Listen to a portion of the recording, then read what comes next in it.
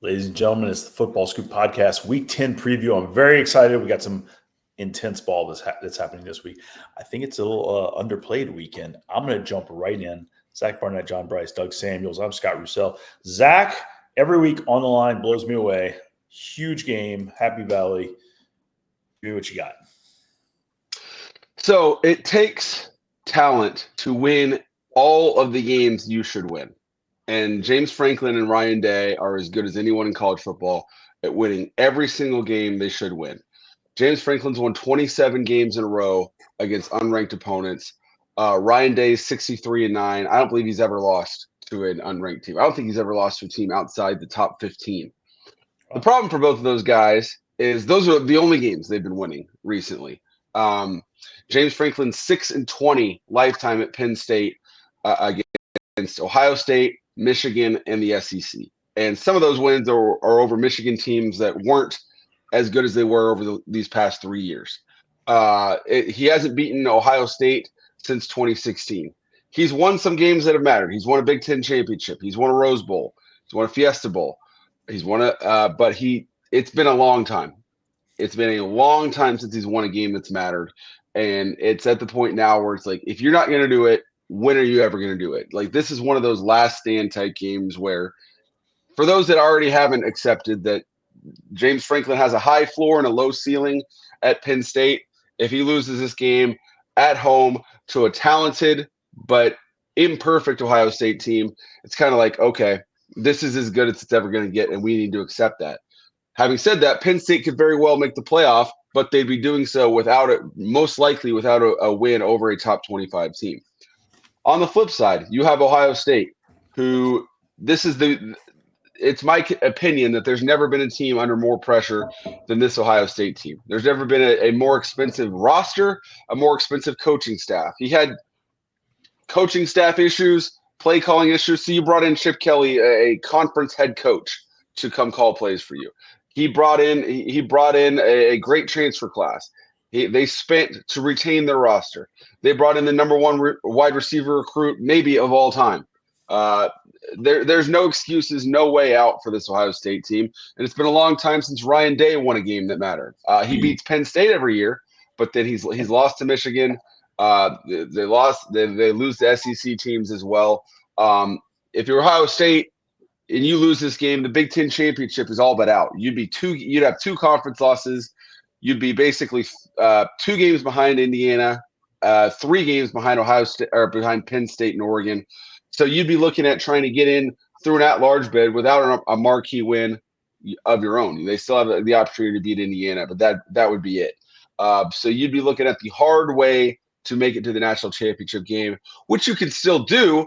But the question that they would have to reckon with in Columbus would be, is this team just not that good? We can't beat Oregon. We can't beat Penn State. What are the odds we're going to go win 4 straight games against really good teams with a team that's less than the sum of its parts and a coaching staff that's definitely less than the sum of its parts? Whew. That's some intense stuff. JB, I think you always have some thoughts building around in the brain. I want to hear where you are in this game. Yeah, I have some major thoughts, and Zach hit on a lot of them, but this is it. I've been saying it all week. I've been saying it more than a week. It's the game of the life for James Franklin. Now, there's equal importance for Ryan Day, but he's been in bigger games, and he's won bigger games more recently than James Franklin. But James Franklin has that Big Ten championship in a year that it didn't get Penn State a spot in the playoff or a path to a national championship. And then Penn State's most recent trip to a New Year's Six Bowl was losing to Lane Kiffin and Ole Miss, part of that aforementioned struggles for Penn State against quality opponents, be that in their league or around the country. And this is a Penn State team that very nearly already lost on the road to a USC team that is very middling this year. Credit to the Nittany Lions for finding a way to win in that game and for doing everything it had to do to get to this point to still be undefeated, but it's impossible to overstate the magnitude of this game for James Franklin. And Zach's exactly right. There will be there's a shelf life for every coach. And if James Franklin doesn't win this game, then there will be more talk about the shelf life of James Franklin at Penn State. The same talk that's going on right now in Lexington with Mark Stoops at Kentucky for all the good that Stoops has done to make Kentucky a consistent 7-8 win program, a consistently competitive program. There are plenty of people asking, is that it? We already seen the best and not known it. It's like me. I'll hit a shot on the golf course, and it might be the second hole, and I won't realize until I'm done on 18. That would be the best shot I would hit all day. And that's where things have been kind of with Penn State and James Franklin and Kentucky and Mark Stoops. The flip side of that is there's dysfunction in Columbus. There's real dysfunction in Columbus. We wrote about it this week on Football Scoop. There's a clear disconnect between the head coach, Ryan Day, defensive coordinator, Jim Knowles, and defensive line coach, Larry Johnson. And Ryan Day has been saying since preseason he wants more rotation up front on the defensive line so that his guys are freshest in the fourth quarter to go win games. He all but said he believed that was the reason that Oregon dominated the fourth quarter against Ohio State out there last month. And he all but said that it was a key factor in Nebraska's late game success last week, where the Huskers very nearly upset Ohio State and ruined their season. And to Zach's point, it is. It's a roster that's been pegged at around $15 to $18 million in NIL expenditures. And you've got very similar money out there on the side of, on the coaching side of things, particularly when you look at Ryan Day in that $10 million range, Jim Knowles and Chip Kelly among the highest paid defensive and offensive coordinators anywhere, and Brian Hartline as well in that mix. So there's a tremendous amount of money invested, and with that money comes pressure that's already inherent at programs like Ohio State and like Penn State. Doug, you got a feel for this game? Yeah, I mean, I go back and forth this whole week about who this game means more to, or who's more on the line here. And you know, I think Zach and JB bring up some great points on both sides of the aisle. I think at Ohio State, between the roster that they've assembled, the money they've poured into that, the money they've poured into the coaching staff, having widely regarded two of the best coordinators in college football, and Jim Knowles and Chip Kelly, I think the pressure is really more on Ryan Day than James Franklin, in my opinion. I think James Franklin can survive a loss here, make the playoff.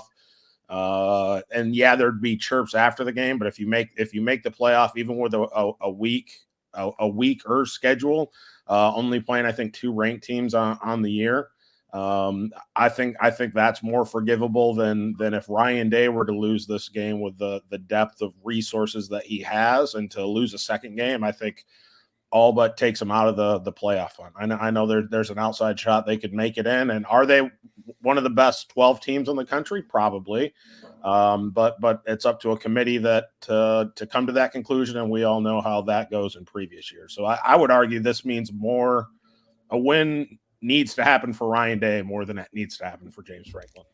I think Doug makes great points there. In the present tense, I would tend to agree that in the here and now, this game has more on the line for Ohio State, because Penn State has a very navigable path still into the playoffs and very likely hosting a playoff game, even if it drops this game. But I just think that big picture, it raises more questions about Penn State if they can't get over the hump at this time. Now, you do have the quarterback issue swirling at Penn State in terms of whether or not Drew Aller will be healthy enough and ready to go. He's going to be apparently a game-time decision with a left knee injury.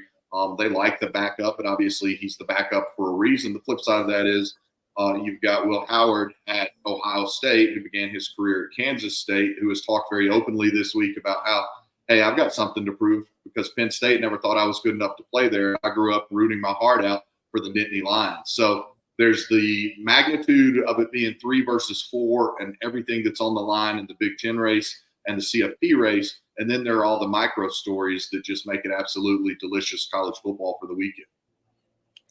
I've got a couple of small thoughts. One, I think Ward Manuel is still leading the college football playoff selection committee, right?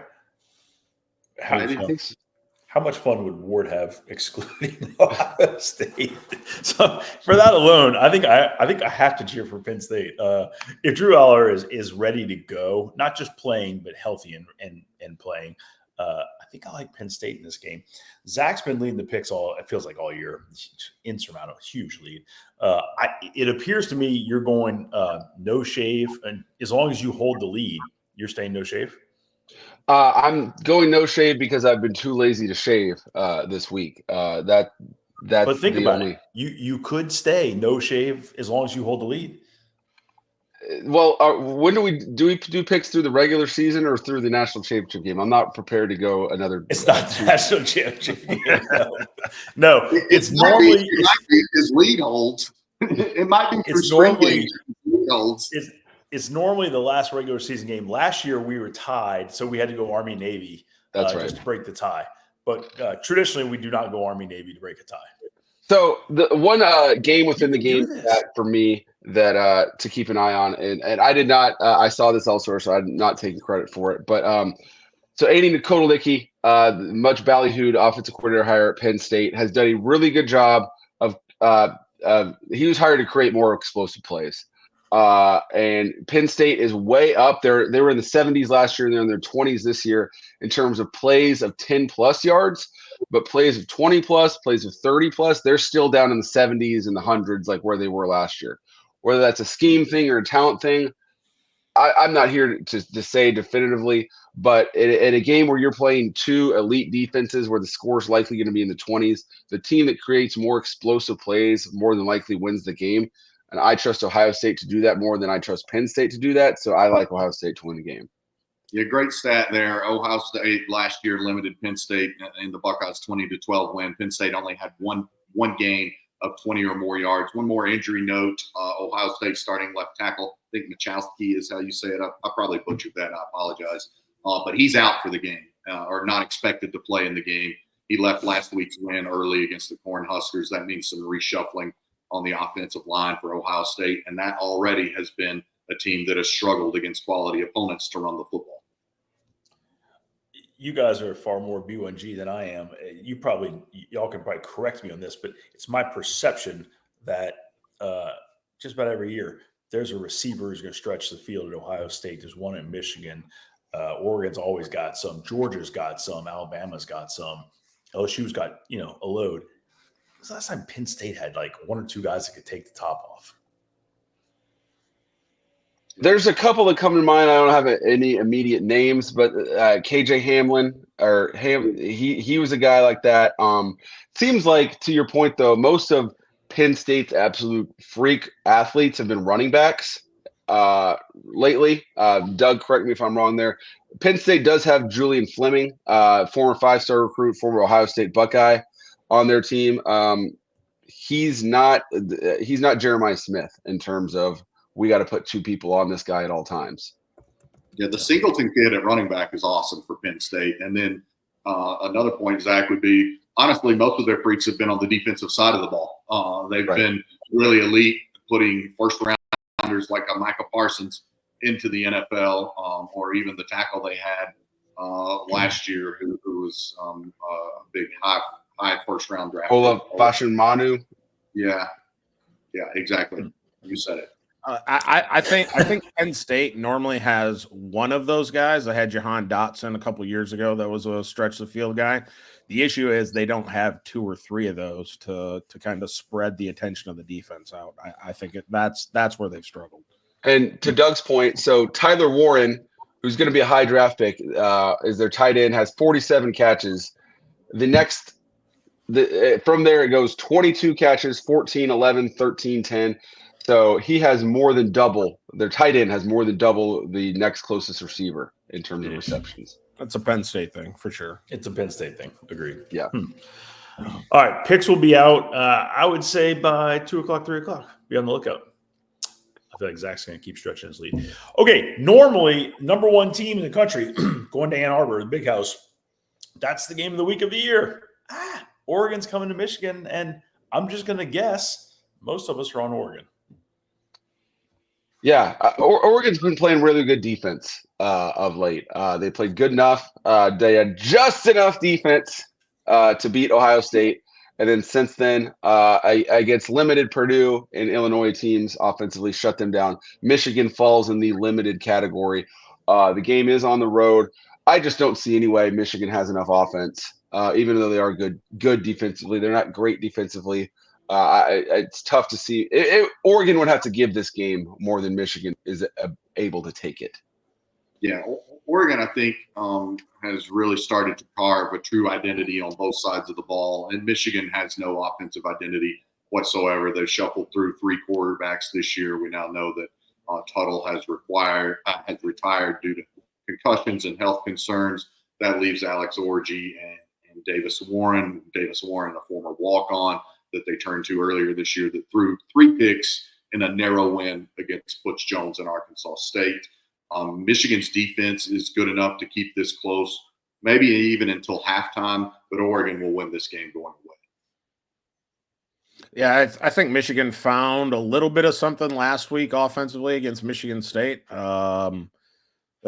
had some things cooking in the pass game a little bit better than they have in years past, or in weeks past. But for Oregon, they started off kind of slow and no one really knew who they were. And I feel like these last 3 or 4 weeks, they've really started to hit their stride. So don't expect this to be I don't know what the spread is, but I don't expect this to be a close one. Go Ducks. Also, SEC most years, Florida, Georgia, Jacksonville, big deal. I'm going to start us in the SEC, Texas A&M at South Carolina. I'm going to straight up say it this way. Does Texas A&M have enough to win? Ooh, does Texas A&M have enough to win? Yes, Texas A&M has. Yeah. Now, it's a tough one for Texas A&M to get back up after the way that they rallied and beat LSU last week at home. So you do worry about an emotional letdown. You also, to Mike Elko and company's credit, they've done a good job pushing the buttons at quarterback this year when they've known to go back to Connor Wegman after Marcel Reed early. And now they went to Marcel Reed when Wegman was ineffective against LSU. What do they do this week? How does the team respond? I think the longer that you shuttle back and forth, the more difficult it can be for a team. Doug, I think you would probably have some terrific insight there. What do you think is the difficulty, or how do you navigate riding the hot hand both game to game and then even within a game if necessary? Yeah, I think it differs game to game. You got to find the hot hand and then ride with it. I think there's a lot of storylines I think are for the talking heads, which for better or worse we are right now on the pod. But to say, you know, a team is going to have a hard time coming out based on last week's win, I don't.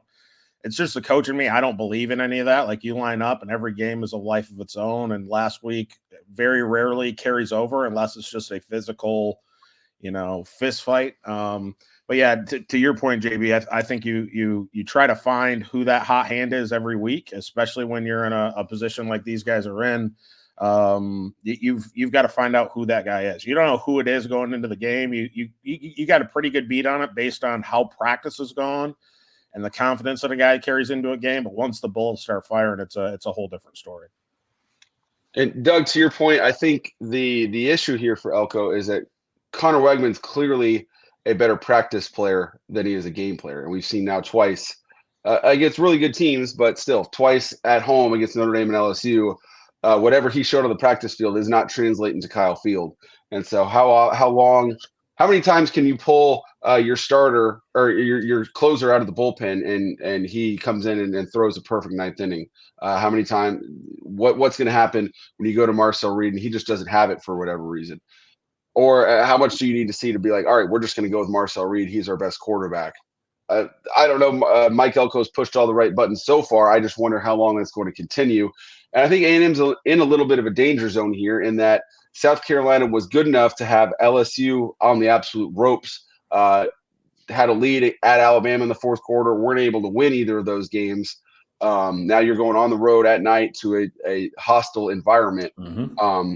I would be very concerned about that if I was Mike Elko and his coaching staff. We've already saw it was Bowling Green, but after A&M had that landmark win at Florida, they came home and kind of sleptwalked through that game. This is a team that's not played to its talent level every single week so far this season. So I bet you Elko is very concerned about a letdown from his team. That Bowling Green team is the same one. That Bowling Green team is the same one that had a double-digit lead well into the second half against Penn State earlier this year. But you make a good point, Zach. For me, I think what gives an edge to Texas A&M is that defensive line, and that South Carolina has had some costly turnovers, especially in tight games. And so you've got Nick Scorton, and you've got Shamar Stewart, and those guys are two future NFL players, probably both first-round NFL players. I think that's a huge difference maker in this game going against South Carolina O-line. It is very solid, but it's not elite. And then again, South Carolina has had a propensity for some very, very ill-timed turnovers from Lenoris Sellers, or if he's not been able to go from the backup quarterback. But South Carolina, noted earlier this week, 7 points from being 6-1, and shouldn't have even needed those 7 points. They controlled the game most of the contest against Alabama. They controlled the game and had a nice lead against LSU for a really long time before finding a way to lose. So I think for South Carolina, the question is, can it find a way to win one of these signature? And to your point, John, maybe SEC Network, if I can do some programming for them, maybe tonight they could get all the D-line freaks from A&M and South Carolina and do some sort of pass rush decathlon or something, because this might be, in terms of at least at one position, this might be the best game all season long in terms of just absolute physical freaks along the defensive line between these two rosters. Yeah, I like South Carolina. It's gonna be a heck of an environment. I like their ability just to pound the run. When, and unless they fall behind, South Carolina just gonna run the ball at you and just crush you. I like South Carolina. I really do. I think we're gonna see a little bit of chaos in the SEC this year, and I'm here for it. All right, chaos in the SEC. Florida has become decent, like out of nowhere. Not necessarily out of nowhere, but Florida's kind of found something. Can they beat Georgia?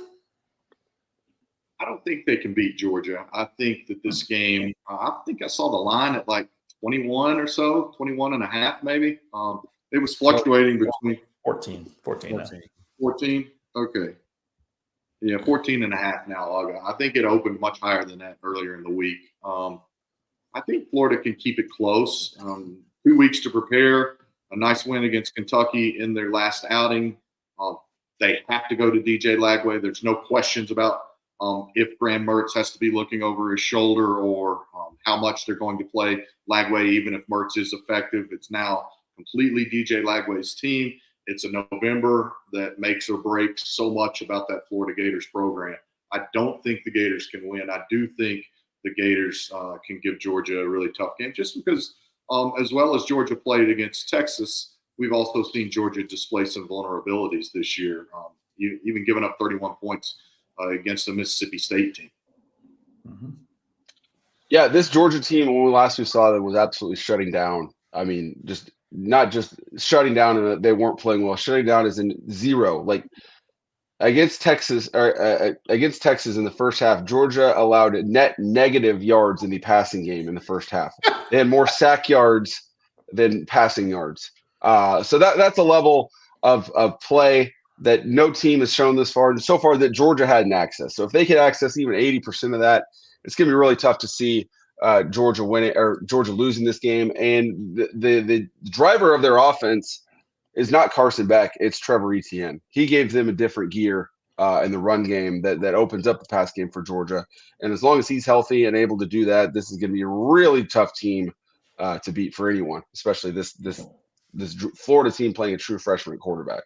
I think the key for Georgia is starting fast. The games that they've struggled, Texas and Alabama, their offense has sputtered in the first quarter, midway through the second quarter to halftime. So if they can get a fast start here and put Florida on the ropes, I think the mentality of Florida, even though they're 4-3, and I think they're better than most of us would have picked at this point of the year, at the beginning of the year. The mentality is, oh no, here we go again. And if Georgia can build a 2-score lead earlier in the game, I think this one, I don't want to say gets out of hand. I do think Florida makes it a little bit closer than most people expect, but Florida's hopes of climbing back into it, I think, dwindle if you can get a 14-point lead. Yeah, I think if Georgia goes up 14 early, if it's 14-0, 10 minutes into the game, or 10 minutes to go in the second quarter, or 21-7, what have you, I think it gets really ugly. I don't think Florida can afford, because of all the reasons Doug just outlined, the doubt and the pressure and the fact that they can't. It's inevitable to not say, "God, is this happening again?" when they've had this happen so much. So I think Florida Georgia can overcome a bad start. Florida cannot in any way, shape, or form overcome a disastrous start. I think Florida's going to fight more than you guys realize. I think it's going to be a good one. All right, let's jump to the ACC. Couple of good ones in the ACC. Huge games, honestly. Let's talk Pitt SMU first. Zach, give me some thoughts there. Yeah, so this is the SMU's biggest home game since 1982, when they were playing basically for a national championship against Arkansas. Tied that game, fell in the polls, and then ironically finished their season against Pitt in the Cotton Bowl.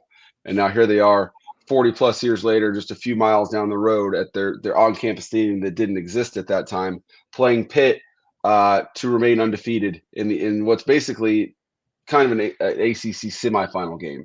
There's 4 undefeated teams in conference play. These are 2 of them. SMU's playing really, really well as long as Kevin Jennings plays well. Turned the ball over 6 times on the road.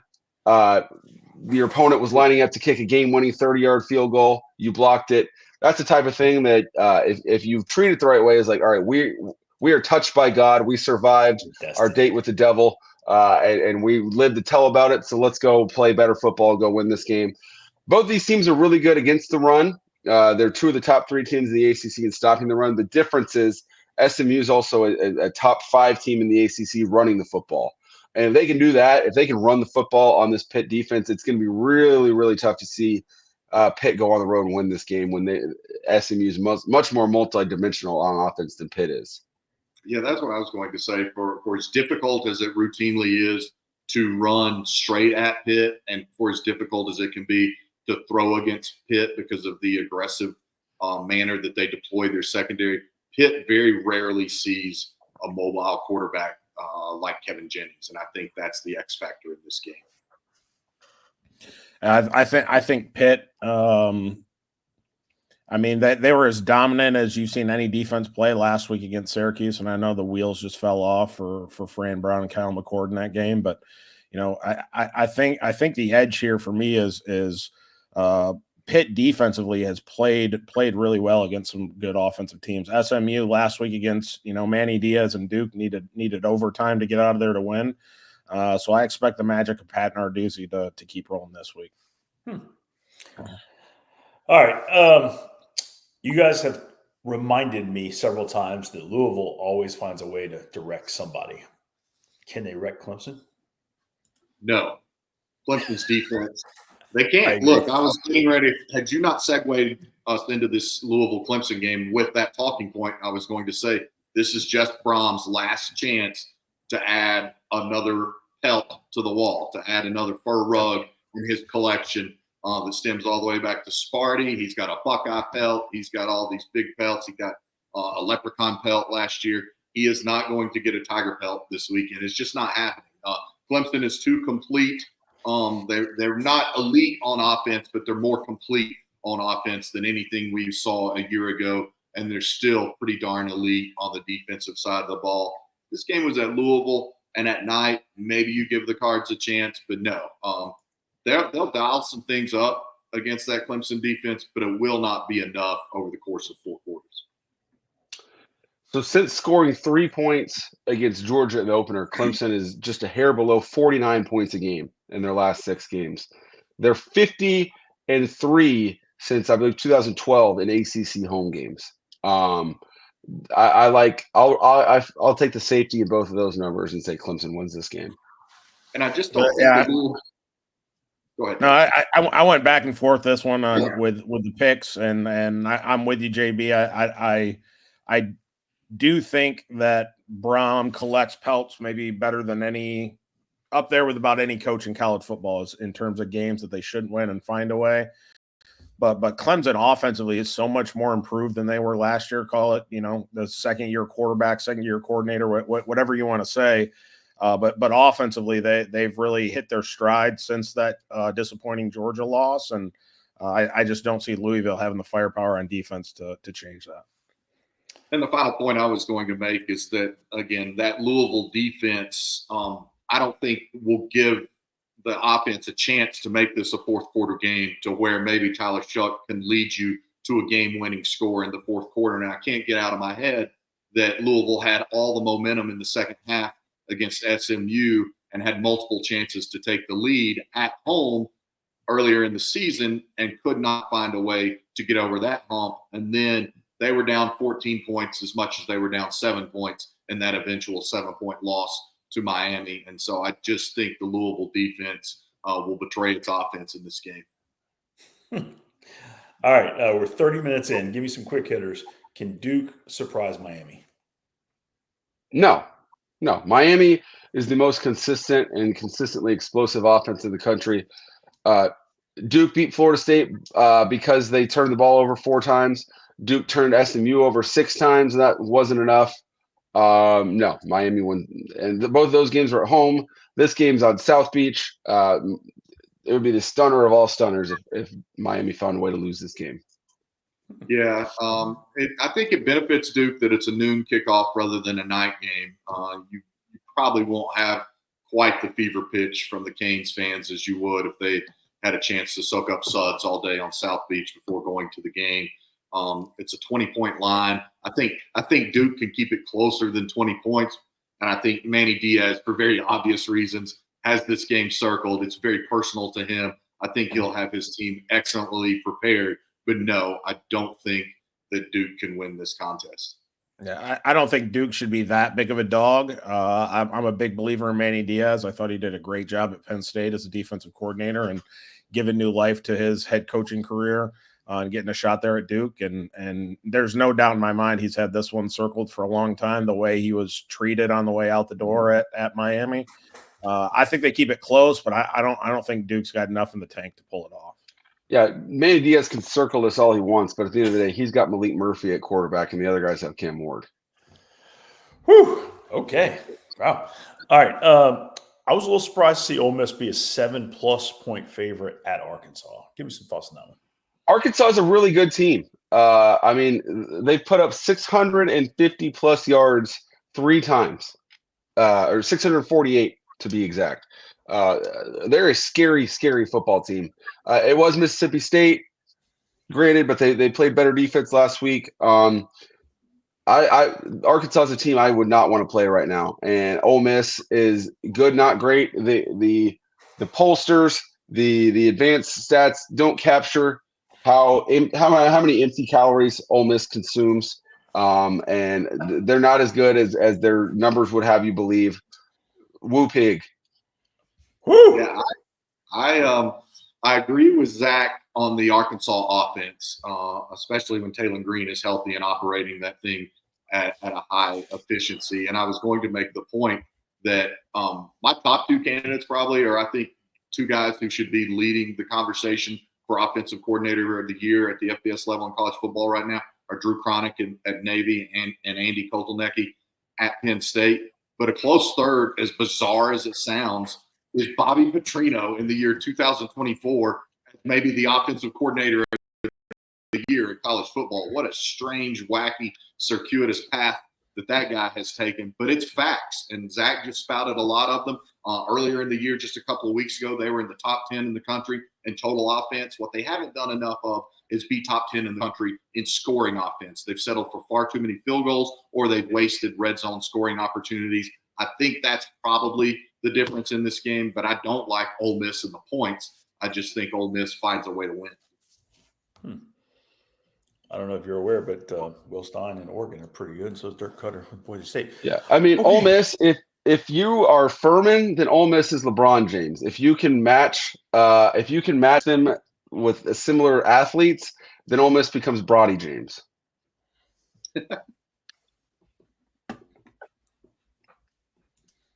You have to. Scott's just learning who LeBron James is, so that doesn't make sense. Bronny James. I have no idea. Iowa State. That's a disservice. Your hatred for Ole Miss week after week, Zach, just because it's fantastic. It's not hatred. It's real. I'm the one person in the national media telling the truth about Ole Miss. A relevant NBA player, not a nepo baby.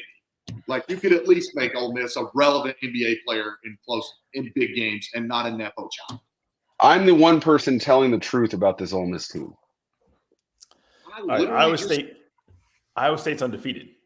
They got Texas Tech. Texas Tech had a really weird distraction with the headsets and coach to player, that kind of thing. Texas Tech's a pissed off team. I got to say it. Can they stun Iowa State? Texas Tech, it's not been a good road team for a long time. And to think that you're going to go into the time space continuum vortex that is Ames, Iowa, in November when it's Midwest weather, you're playing on grass, you're playing against a really good football team. That's too much, I think, to overcome. I like Iowa State to win this game. Iowa State's played in a bunch of relatively close games here recently, just beating UCF. But I mean, I just can't get myself to get on board with Texas Tech after you give up 60 to Baylor. So I got to ride with Matt Campbell. Is there any chance Indiana overlooks Michigan State?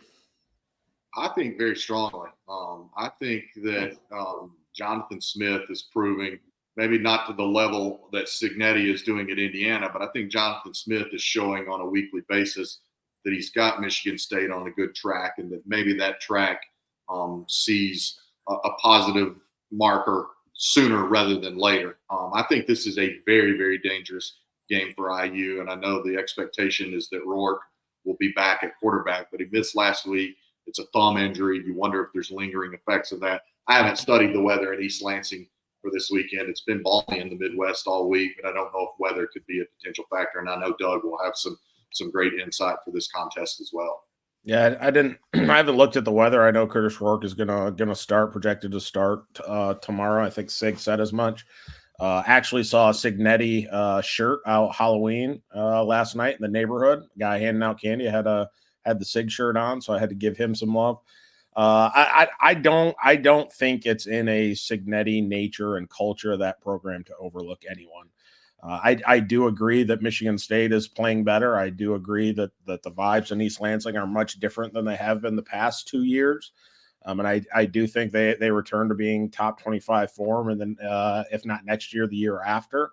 That's the type of path that they're on. But I just can't see. Cignetti is very even keel, very measured in everything that he does, and I don't think overlooking a team is in that program's nature right now. I agree with you, Doug. At the same time, I do think Scott's onto something. I mean, so often in these storylines we follow these. Can you imagine if Army and Navy are undefeated? Well, that's not going to happen. Texas A&M. Can you imagine if they play Texas and A&M's undefeated in the SEC? Texas has one loss. What a game that would be. That's very unlikely to happen. Can you imagine if Indiana goes undefeated?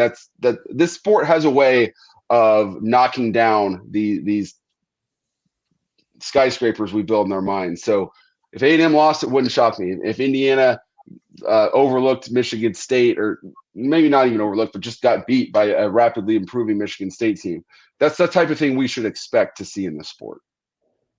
Amen. In other years, USC Washington would have been like a lead story. This year, do we even want to talk about it? This year, I mean, I imagine when the coaches get together at the 50-yard line, they say, it's good to see you because you're going through the same thing we are. These teams won more Pac-12 championships than anyone else, and now they're in year one under 500 in the Big Ten with no let-up in sight. Very different stages of their programs. Obviously, Washington's basically an expansion team.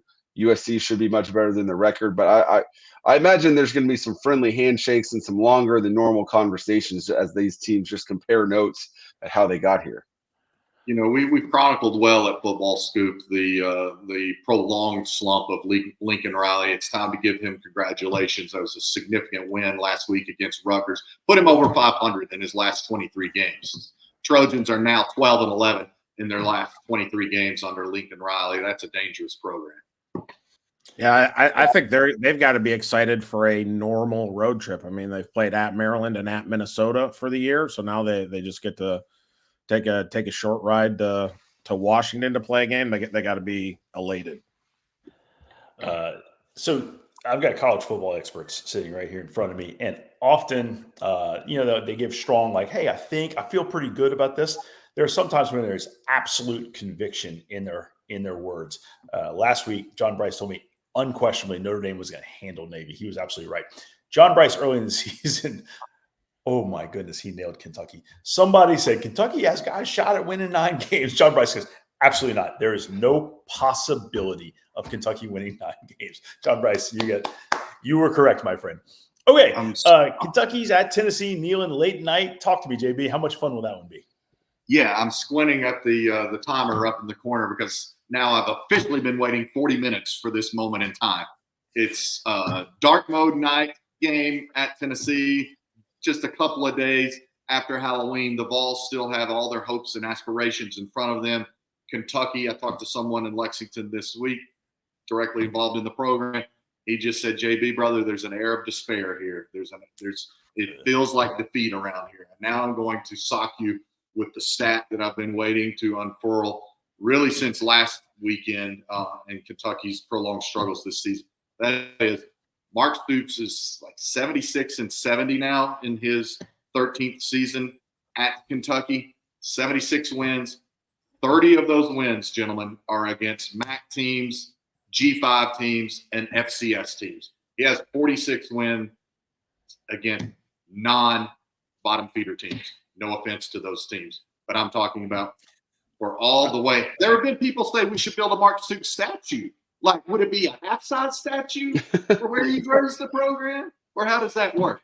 Kentucky's not going to win this game. Kentucky, beyond those stats that are really damning of their own, is the fact that Kentucky is out 7 starters in this game after being out like 11 starters or something like that against Florida a couple of weeks ago. In the, quote, modern day, Mark Stoops is the only coach I can think of, FBS Power 5, Power 4 head coach who owns a distillery. So for that alone, I think we should erect a statue to him. Put it at the distillery. Yes, exactly. I'm okay with that. Thank you, Zach. Classic line, Zach. Well done. All right, we're 40-plus minutes in. Are there any games y'all want to touch on real fast before we get out of here? Well, tonight, Boise State, just an important game against, I think, San Diego State, but it's another game on their schedule that they just have to take care of business. There's no wiggle room there with Army lurking. Shout out to Jeff Monken and the Black Knights, who might be wearing the helmet of the year this weekend. If you haven't seen them, Google it, do whatever, search it on Twitter, find those helmets. It's the skull and crossbones, and they're incredible. Just search Football Scoop for it. I'm pretty sure we did an article on it. Back to Boise State for 1 second. I think Genty goes bazonkers tonight. You know, UNLV held them in check. 1 touchdown, 100, 120 yards, something like that. I think Dirk Cutter wants to get him back moving in a big direction. So I think you're going to see something big out of Genty tonight. Nebraska takes their 3rd crack at bowl eligibility. The program that won 9+ games for 30 years in a row hasn't made a bowl game since 2016, I believe, is the year. They can get it done at home against UCLA. That's one to keep an eye on. And then this Vanderbilt Auburn game, I think, is one of the toughest games to pick of the weekend. Hugh Freeze had a good line about now this is his 3rd time playing Diego Pavia, hasn't beaten him. I think Auburn gets it done at home. I feel the same way. I think it's a battle, but I think Auburn has shown some life and has figured some things out. And if they don't turn the ball over, yeah. Good talk. Doug, any closing thoughts? I mean, if I had to pick one, it'd be tonight. This is my first Friday not coaching my own team, so I'm going to go watch some high school football. But South Florida FAU, I think, has some intrigue, especially after Mario Cristobal banged the table and said, hey, look at these other programs and look at our trajectory. South Florida can get to 4-4, and a win for FAU would get them to, I think, 3-5. So that'll be a good one. It's on late enough that we can probably catch a little bit of that after hitting a high school game. Everybody, y'all have a wonderful weekend. It's going to be a great weekend of college football. Ohio State, Penn State is just enormous. It's a oh wow, Ryan Day or oh wow, James Franklin. I don't know. I'm excited to see it. I love this sport. We're out. Okay, bye-bye.